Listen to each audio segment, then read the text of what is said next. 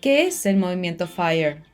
No, el movimiento FIRE, independencia financiera y jubilación temprana, no tiene nada que ver con el fuego a modo literal, y quizá tenga más que ver con la primera parte, independencia financiera, que con la jubilación temprana, tal y como desarrollaremos más adelante. Se trata de una tendencia actual, gente que ahorra cada mes con el objetivo de llegar a la jubilación antes de lo normal. En este vídeo vamos a analizar las múltiples razones de por qué la norma del 4% puede no ser suficiente para alguien que quiere jubilarse joven, ya que su patrimonio debería durarle 60 años o más. El ganador del premio Nobel William Sharpe se refirió a la pensión como al problema financiero más grave y complicado. La norma del 4% ha ido ganando popularidad a lo largo del tiempo. Esta norma dice que puedes gastar de manera segura el 4% de tu cartera de inversión en el primer año de tu jubilación y luego reajustar esa cantidad respecto a la inflación anual para el resto de tu vida. Podría parecer la norma ideal, pero tiene serios inconvenientes. En este episodio voy a contarte cómo lograr una jubilación temprana. Vamos a hablar en primer lugar de la norma del 4% para establecer la tasa de retiro. Consiste en tomar tus gastos y dividirlos en 4%. Pongamos que quieres gastar 40.000 euros al año en tu jubilación. Divide los 40.000 euros por 4% y obtendrás que necesitarás 1 millón de euros en tu cartera de inversión para conseguir tu objetivo final.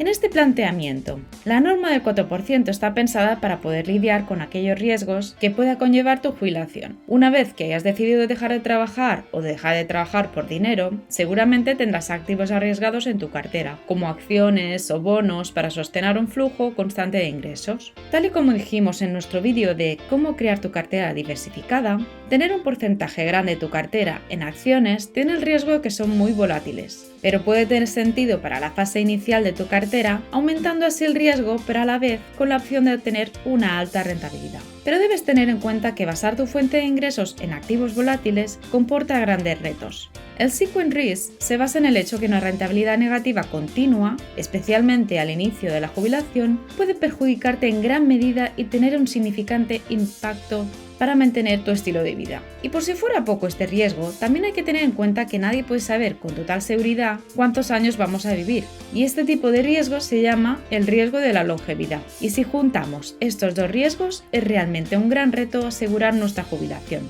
Volvamos otra vez a la norma del 4%, la supuesta solución simple para nuestro problema de jubilación. Esta norma fue diseñada para centrarse en el sequence risk y en menor proporción al riesgo de la longevidad.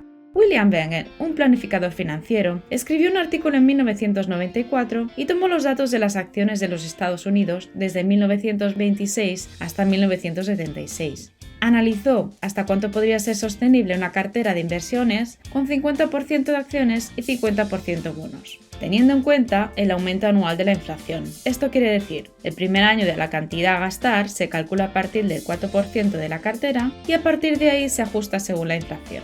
El resultado con esta cartera por 30 años determinó que la norma del 4% fue sostenible. Esta investigación fue apoyada por el artículo publicado en 1998 por Cooley, Hubbard y Walls, comúnmente conocido como la Trinity Study. Este estudio utilizaba bonos corporativos a largo plazo, y esta decisión de usar bonos más arriesgados acabó resultando un éxito solo el 95% del tiempo en los datos históricos. Un éxito del 95% puede sonar extraordinario, pero eso solo sucedió en el pasado. Actualmente, un jubilado no puede esperar esa misma probabilidad de éxito con solo un 4% inicial de la tasa de retiro. Vamos a entrar más a fondo en este tema después de esta explicación. Tenemos que tener en cuenta el marco temporal en la norma del 4%, ya que inicialmente se basó en un horizonte a 30 años, por ejemplo, jubilarse a los 65 y vivir hasta los 95. Si tenemos en cuenta que este vídeo se dirige a personas que quieren retirarse a una edad temprana, esta norma es insostenible. Alguien de unos 40 años que se haya jubilado puede esperar vivir más de 30 años. Teniendo en cuenta el análisis inicial con un 95% de éxito, si repetimos ese mismo análisis a 40 años, la norma del 4% tiene un éxito del 87% como un porcentaje equitativo de acciones y bonos. Periodos más largos conllevarán mayores fracasos de esta norma, es decir, un menor porcentaje de éxito. Otro aspecto a tener en cuenta podría ser incrementar el porcentaje en acciones para mejorar el resultado. En este artículo se pone el punto de mira en periodos más largos de jubilación y más peso en las acciones. con estas dos variables demuestran que tener entre un 50-75% en acciones conlleva buenos resultados con una norma del 3,5% durante 30 años, y que para aspirar a un mismo resultado a 60 años sería necesario un mayor porcentaje en acciones. Todo lo que sea por debajo del 70% en acciones comportaría una situación de precariedad. Su dicho es, a largo plazo los bonos son perjudiciales, y esto es algo extremadamente importante para alguien que quiera retirarse a una edad temprana. Históricamente, los bonos a largo plazo han llegado a ser más arriesgados que las acciones. Esto implica que debes vivir con la volatilidad de las acciones en tu cartera de inversión. Hay que remarcar que una cartera agresiva, mucho porcentaje de acciones y poco de bonos, puede llegar a ser muy estresante, aunque tenga sentido sobre el papel. Entonces, como bien dijo Confucio, aprender del pasado puede ayudarnos a predecir el futuro, pero en este caso, aumentar el porcentaje de acciones quizás haya podido ayudar al 3,5% de la tasa de retiro en el pasado a los Estados Unidos. Pero estamos eludiendo algunas piezas importantes, porque hasta ahora todo lo que se ha analizado se ha centrado en el pasado. Y sí, del análisis del pasado se pueden llegar a importantes conclusiones, pero pueden no ser representativas de cara al futuro.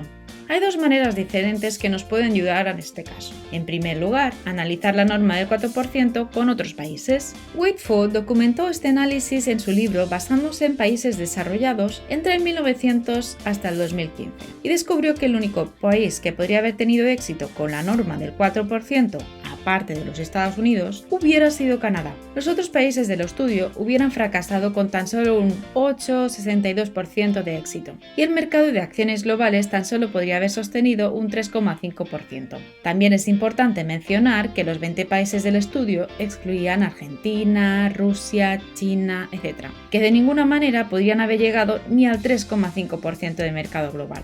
Si nos centramos en la actualidad y no en el pasado, la valoración de las acciones son altas en comparación con el pasado, y los intereses de los bonos son bajos o negativos dependiendo de dónde miremos. Nadie puede predecir el futuro, pero las valoraciones son importantes para la rentabilidad futura. En el artículo del 2019, Aswath Damodaran demuestra que la rentabilidad de los beneficios respecto al precio, en inglés conocido como Earning Yield, es la métrica más fiable para predecir la rentabilidad futura de las acciones. Este dato actualmente está alrededor del 3,36%, que será la rentabilidad esperada real para las acciones de los Estados Unidos.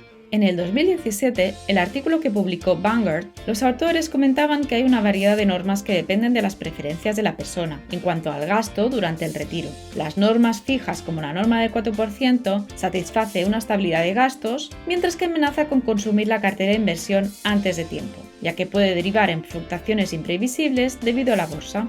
En el artículo de Vanguard se sugiere un término medio en los que los gastos son un porcentaje de nuestro portfolio, el cual solo se verá incrementado hasta cierto punto o reducido hasta otro punto concreto. Estos dos límites pueden ser calibrados por las necesidades y las preferencias de las personas. En su artículo usan el 5% como límite máximo y el 2,5% como límite mínimo.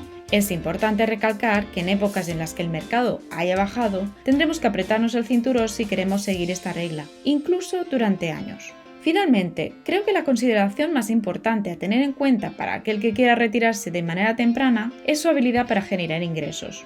Esto puede sonar contraintuitivo, ya que ¿realmente estás retirado si aún sigues generando ingresos? Si eres capaz de trabajar en algo que amas y obtener una pequeña fuente de ingresos, estarás introduciendo de manera efectiva un gran activo para tu portfolio. Esto cambia la matemática para la jubilación, y es que quizás solo necesites gastar el 2% y no un porcentaje más alto de tus ahorros o inversiones para apoyar tus ingresos. La teoría del bienestar de Martin Seligman sugiere que hay 5 bloques que permiten el desarrollo: emociones positivas, compromiso, relaciones, significado y logro. Trabajar en algo que te gusta, aunque no conlleve ganar mucho dinero, es una buena manera de encontrar el compromiso, significado y desempeño. Respecto al análisis de la norma del 4%, y basándonos a largo plazo, la información global y las valoraciones del mercado son una mejor guía, e incluso teniendo en cuenta la constante inflación, ajustar el gasto es arriesgado e ineficiente. De manera alternativa, estrategias como las de Vanguard, de establecer dos límites para ajustarnos a un máximo y a un mínimo, puede ser parte de la solución, pero una persona retirada de manera temprana también debe tener en mente la posibilidad de tener alternativas de fuente de ingreso como un buen activo para continuar aumentando sus ingresos.